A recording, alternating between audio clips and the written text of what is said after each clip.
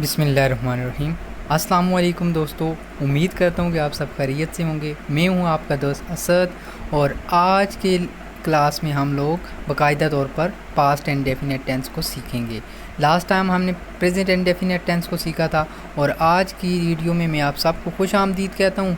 और आज हम डिस्कस करेंगे पास्ट एंड डेफिनेट टेंस, जिसको हम उर्दू में कहते हैं माज़ी सादा। तो सवाल ये पैदा होता है कि अगर हमारे पास उर्दू में पास्ट एंड डेफिनेट टेंस के जुमले आ जाएं तो हमें कैसे पता चलेगा कि ये पास्ट एंड डेफिनेट टेंस के जुमले हैं। तो इसके लिए मैंने एक्सप्लेनेशन पहले ही से लिख लिया, क्योंकि अगर मैं साथ साथ लिखता तो हमारा वक्त ज़ाया होता। तो इसलिए मैंने पहले से ही एक्सप्लेनेशन लिख ली है और वक्त की बचत करने के लिए। तो चलें शुरू करते हैं। तो कहता है कि उर्दू में पहचान।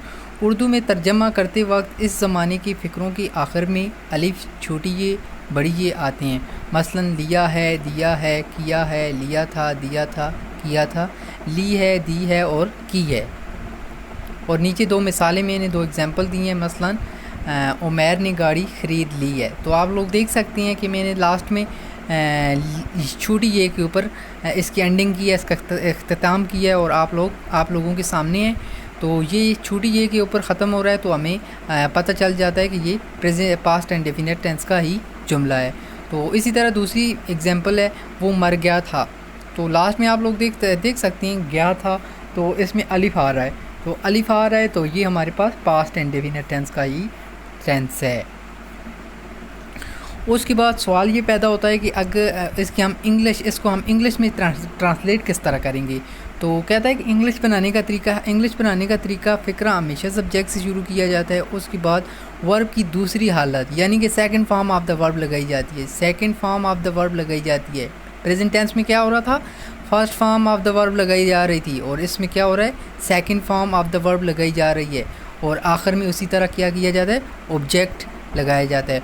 और दोस्तों मैं आप लोगों को एक और बात बताता चलूँ कि ये एक वाइड टेंस है जिसके अंदर वर्ब की सेकंड फॉर्म यूज़ होती है। बाकी किसी भी टेंस के अंदर वर्ब की सेकंड फॉर्म यूज़ नहीं होती। तो उसके बाद जो दो जुमले हमने ऊपर उर्दू में लिखे थे उनको हम अब ट्रांसलेट करते हैं इंग्लिश में। तो क्या था जुमला हमारे पास, उमैर ने गाड़ी ख़रीद ली है। तो क्या होगा, उमैर बात ए कार।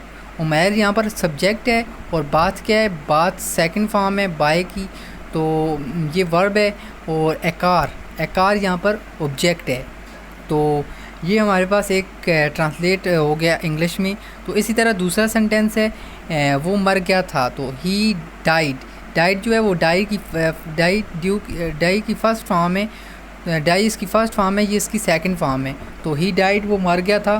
तो उसके बाद सवाल ये पैदा होता है कि अगर हम इन्हीं जुमलों को नेगेटिव बनाएं तो हमें कैसे, यानी कि इनको हम नेगेटिव यानी कि जिनमें इनकार हो तो हम इनको कैसे बनाएंगे। तो कहता है कि नेगेटिव बनाने के लिए सब्जेक्ट के फ़ौरन बाद डिड नॉट का इजाफा करें। यानी कि सब्जेक्ट के फ़ौरन बाद आप लोगों ने किस चीज़ की एडिशन करनी है, डिड नॉट की एडिशन करनी है। और सेकंड फॉर्म को क्या करना है, फर्स्ट फॉर्म में तब्दील करना है।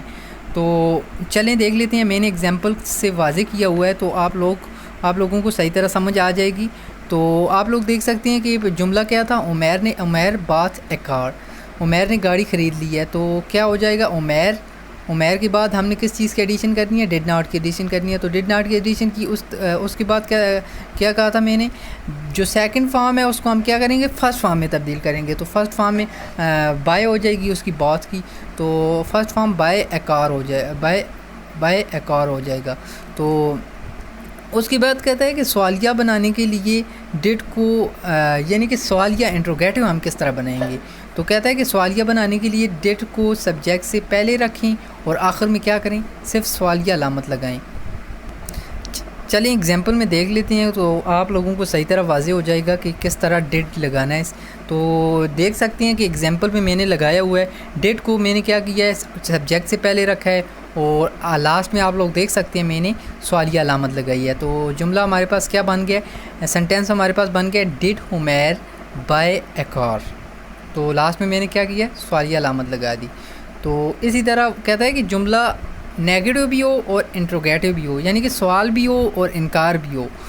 तो क्या बनेगा जुमला, डिड उमैर, उसी तरह मैंने डिड लगाया, उसी तरह सब्जेक्ट रखा उमैर। उमैर के बाद मैंने किस चीज़ की एडिशन की, सिर्फ मैंने नॉट की एडिशन की, सिर्फ नॉट की एडिशन की। और उसके बाद मैंने फर्स्ट फॉर्म उसी तरह बाय अ कार लगा दिया, तो लास्ट में मैंने क्वेश्चन मार्क लगा दिया। तो हमारे पास ये बन गया नेगेटिव और इंटरोगेटिव दोनों में तब्दील हो गया।